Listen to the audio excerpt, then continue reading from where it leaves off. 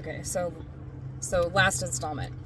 Um, so I went in for the first brain training. So basically, the way that this works is I'm meant to go in for, usually they say on average 35 sessions where they do brain training. Apparently, there are a lot of neural training places that do shorter stints that don't do as many, and the changes don't really stick or aren't really that impactful. So what the goal is that they're trying to encourage your brain to fire in a way that responds better to stimuli, so that your brain can do things like, well, my brain specifically can do things like shutting down to go to sleep, regulate and in doing that, being able to regulate what state it's in. If it's awake, then it should be awake. If my brain is sleeping, it should be sleeping, kind of in that idle, state, so that I can sleep, and so that sleep is, beneficial and restorative, and that, I'm not on edge all the time because I didn't get sleep. It's supposed to, ideally, it'll make me more mindful, give me help improve my executive function, things like that. So that's the goal. We'll see. I am supposed to go every 2 or 3 times a week, for 35-ish sessions. We're going to do another QEEG after 15 sessions, and then another one at the 30th mark, and just kind of see where we are with my brain.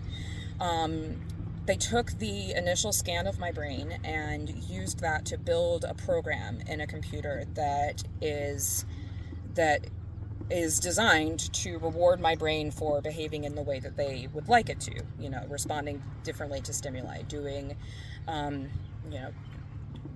taking in stimuli and firing back from the right place, that kind of thing.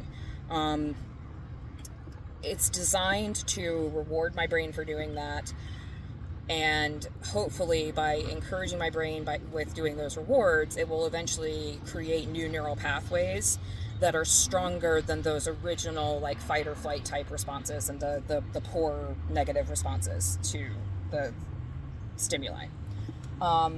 So the way that the actual trainings work is you go into the building, they take you back to a specific little room, you sit in a comfy leather chair with an ottoman, and they put the cap on you to read your brain so that they know what's firing when.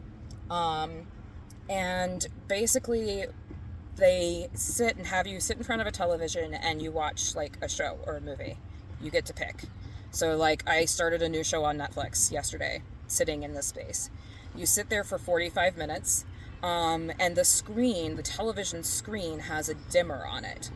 Your brain wants the screen to be brighter and doesn't like it when the screen is darker because you can't see, what's going on as well. Your brain prefers the light, lighter screen, brighter screen over a darker screen. So this dimmer screen dims the screen when my brain is firing in a way that they want to discourage, and the screen brightens and gets nice and crystal clear when my brain fires in a way that they want to encourage it. So basically, my brain is expected to figure this out on its own and learn how to do this as a way of making the screen brighter and more easy and enjoyable to watch the screen. There's also a little tone that goes off. At first, they started with this kind of beeping tone that sounded like call waiting, and then they went in and switched it to like it was more like bells, like higher pitched bells were good things, and then the bells would go down in pitch and to a lower pitch when my brain was doing bad things.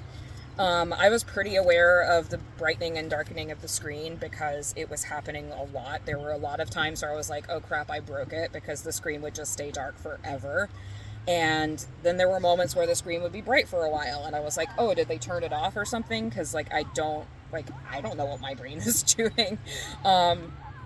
But overall, they seemed to think that it went just fine and it was totally normal. I don't know. I was pretty aware of what the screen was doing. And, I think one thing I could tell, when I was spacing out, it kind of, when I was spacing out, it didn't like that. When I was, I kind of jarred myself to, wake up and, really focus. It liked it better when I did that. It actually liked it better, too, when I was paying attention to the people in the room behind me who were, controlling the thing or whatever. but I don't know. I They did start me with a full scan where they're working on all of the electrical nodes of my brain simultaneously, um, rather than starting with just one or two. I guess because their first goal is to make it so that I can sleep and my brain can turn off. So I don't know exactly what that'll do. They said that it's possible because it's dealing with so many things that my brain may get a little bit overwhelmed and I may have some headaches, but I felt fine afterwards going home. I was tired yesterday, so I went home and I did take a nap, but I just needed it. And then last night I felt fine. I don't notice anything different yet. We'll see. I felt fine. I did sleep last night. It's whatever. Nothing to report just yet. I'm going to back up a little bit because I'm going a little too close to this shoreline. Yeah, I don't feel any different yet, but we'll see. We'll see. I'm really hopeful, though. I really, honestly, even if all this thing does is make it so that I get good sleep, I feel like that would be such a huge improvement to my life. Because that is, when I'm exhausted, that's the biggest thing.